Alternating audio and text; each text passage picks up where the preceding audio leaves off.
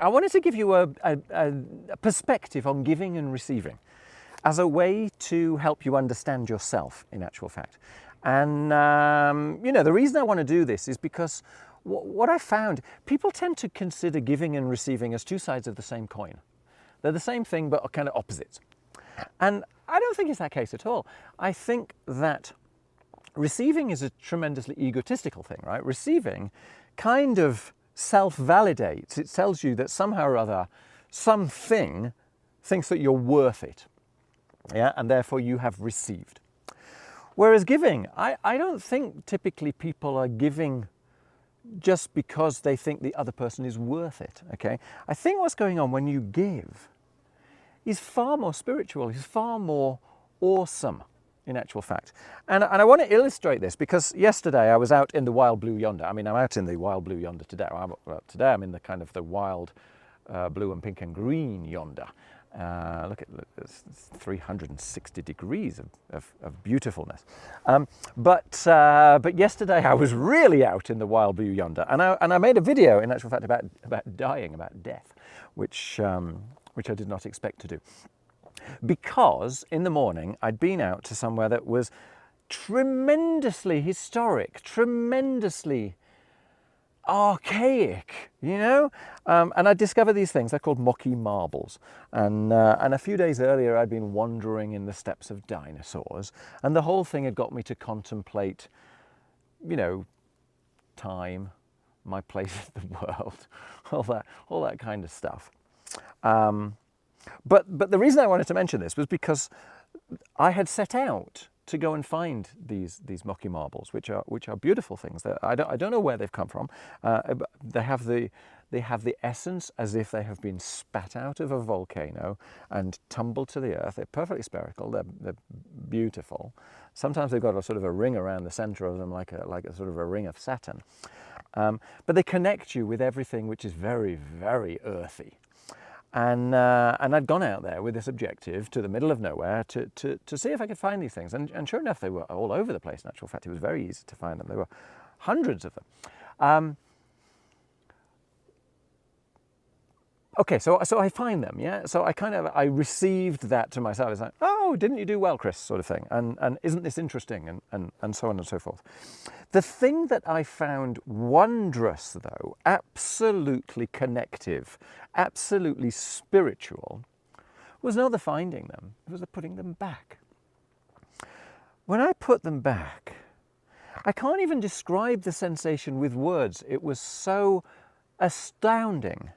But I was at one with the universe. I was handing these things that I didn't understand back to their place where they belonged, where they had been for who knows how long, where they will continue to exist, rolling around with nature for Lord knows how long. And perhaps from time to time, an individual might come across them and contemplate the world like I did. And that act of giving, of returning back to the world, what is the world's, filled me up like a volcano. I felt on top of the world. I felt absolutely wondrous. And I was not expecting to feel anything. I was just expecting to put them back. And that's what got me thinking about this whole concept of what it is to give and to receive. Because, you see, I wasn't even giving to a stated individual. I was giving back to all things. And in so doing, somehow connected with all things. And it was a wild, wild roller coaster of a feeling.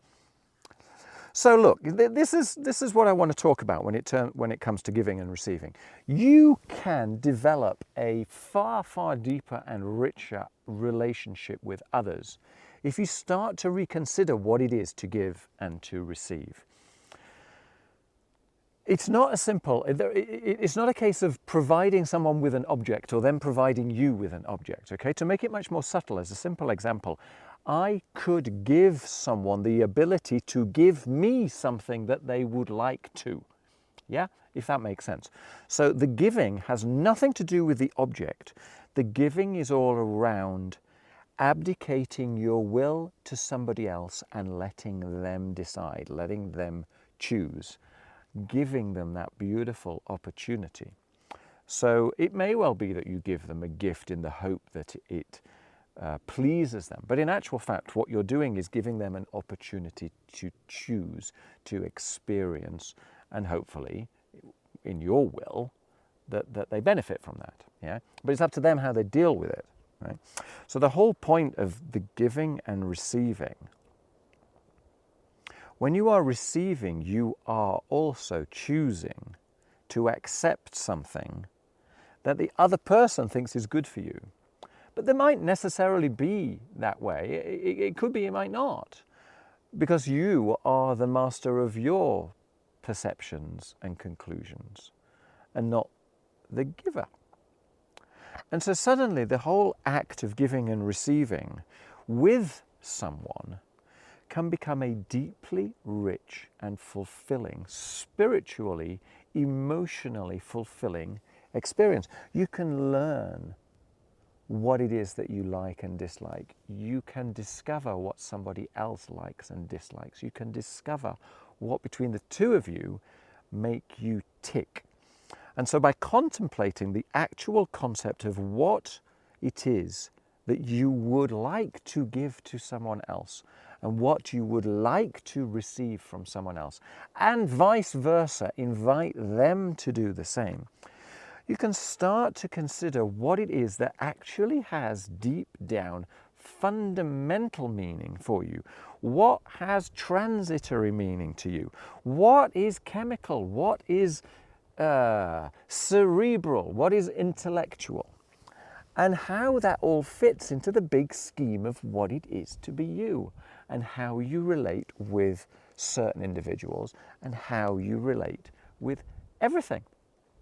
All that came out from me putting a few rocks back on the ground.